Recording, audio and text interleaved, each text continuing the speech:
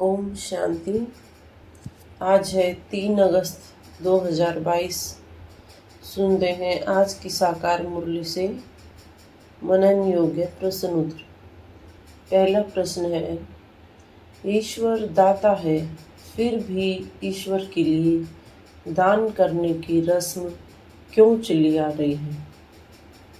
उत्तर है, हम हमेशा से भक्ति मार्ग में ईश्वर के लिए दान करते आए।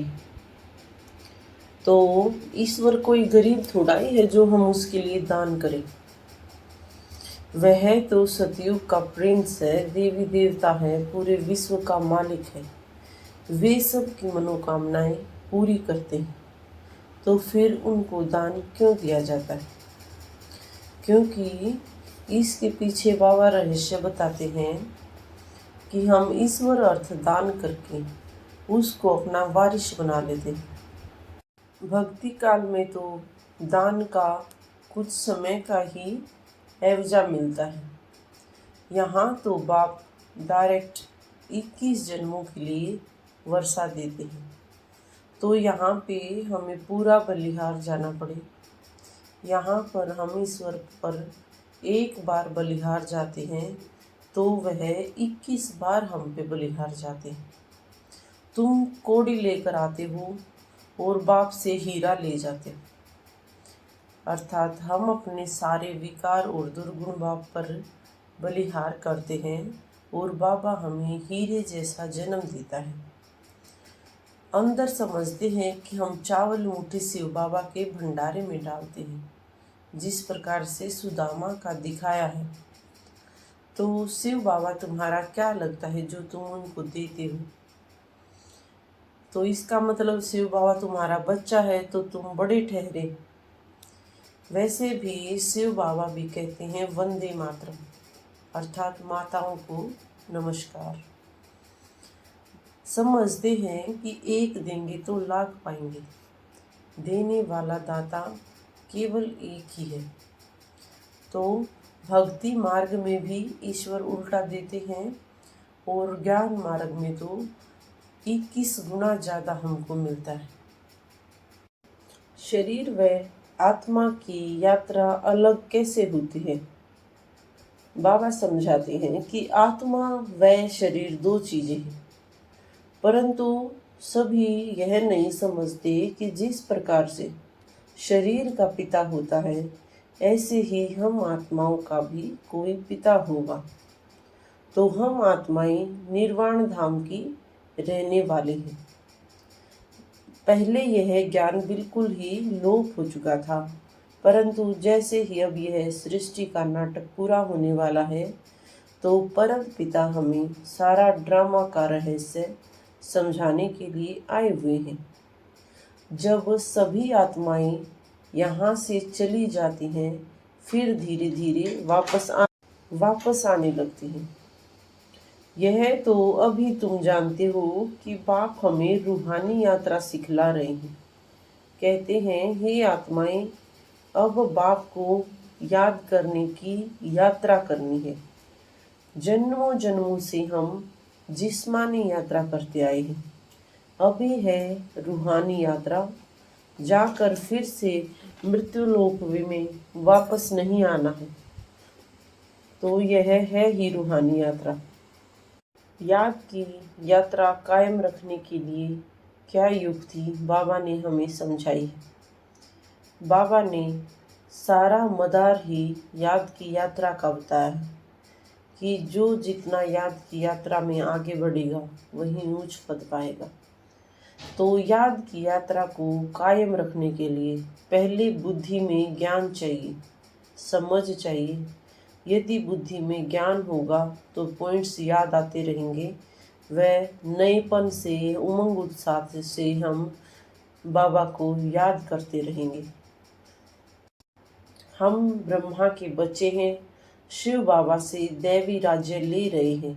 यही हमारा पुरुषार्थ चलता है।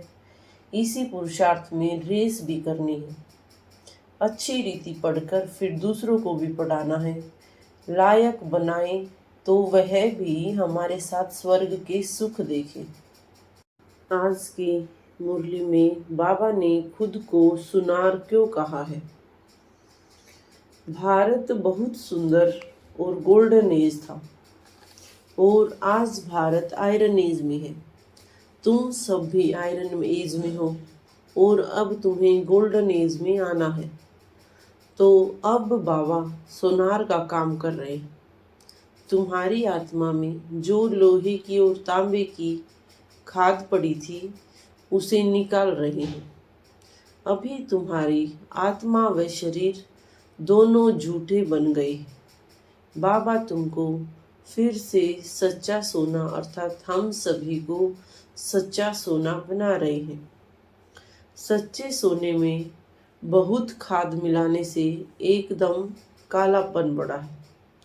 तुम्हारी आत्मा में भी अभी बिल्कुल अंश मात्र ही सोना रहा है। जेवर भी पुराना है अर्थात शरीर भी पुराना है। 2 कैरेट भी सोना मुश्किल से कहेंगे। तो बाप हमें बैठकर श्रीमत देते हैं और हमारी आत्मा को दोबारा से सोने जैसी अर्थात गोल्डन एज में जाने के लायक बनाते हैं।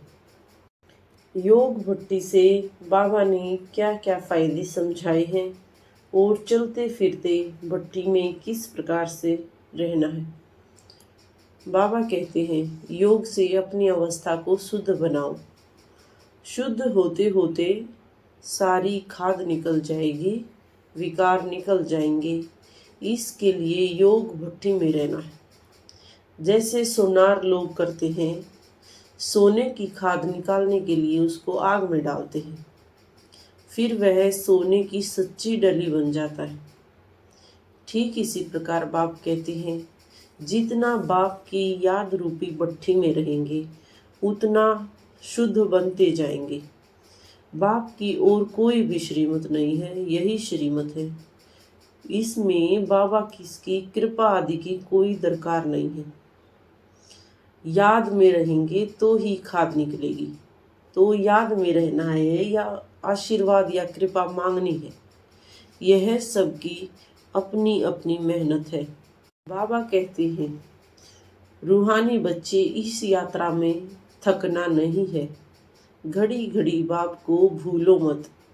जितना याद में रहते हो उतना समय तुम भट्टी में हो अर्थात चलते फिरते काम करते यदि तुम बाप की याद में हो तो वह भी भट्टी ही है। याद नहीं करते तो भट्टी में नहीं हो। याद भूलते ही विकर्म बनते हैं, ऐड होते हैं, जिससे तुम और ही काले बनते जाते हो अर्थात विकर्मों का बोझ चढ़ता जाता है। अभी तक तुम काम चिता पर थे, अब यह है ज्ञान चिता।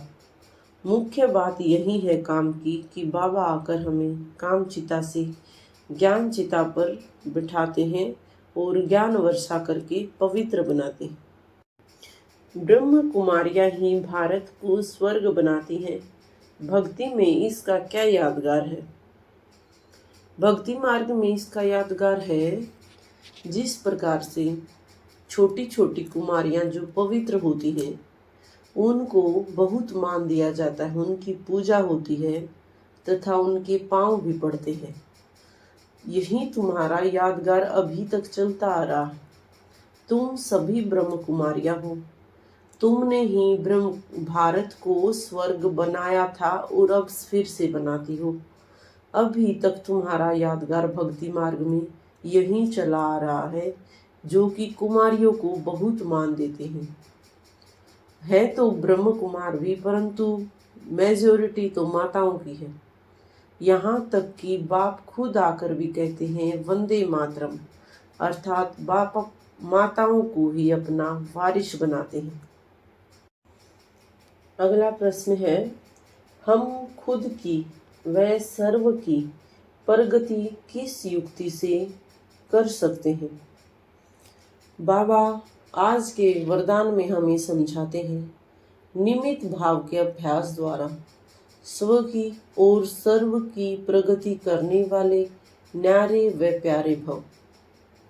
निमित्त बनने का पार्ट सदा न्यारा व प्यारा बनाता है। अगर हम खुद को निमित्त समझते हैं निमित्त भाव का अभ्यास स्वतः और सहज है, तो हम सदा स्व की प्रगति और सर्व की प्रगति हमारे मन में हर कदम में समाई हुई है। जो आत्माएं खुद को निमित्त समझती हैं, उनके कदम कभी धरती पर नहीं होते, लेकिन विश्व स्टेज पर होते हैं। उन्हें हमेशा यह याद रहता है कि फॉलो फादर करना है तथा बाप समान बन के विश्व के आगे एग्जाम्पल बनना है। इसी भावना में हम खुद को और सभी को आगे बढ़ाने के निमित्त बनते हैं। निस्वार्थ भाव ही दूसरों को आगे बढ़ाने के लिए कार्य में लगाते हैं। वह दूसरों को आगे बढ़ाने वाले की स्व की प्रगति स्वतः ही हो सकती है, तो दूसरों की प्रगति के लिए निमित्त बनना ही मुख्य बात है। आज की मुरली का स्लोगन है, सुखदाता के बच्चे सदा सुख के झूले में झूलते रहो, दुख की लहर में नहीं आओ।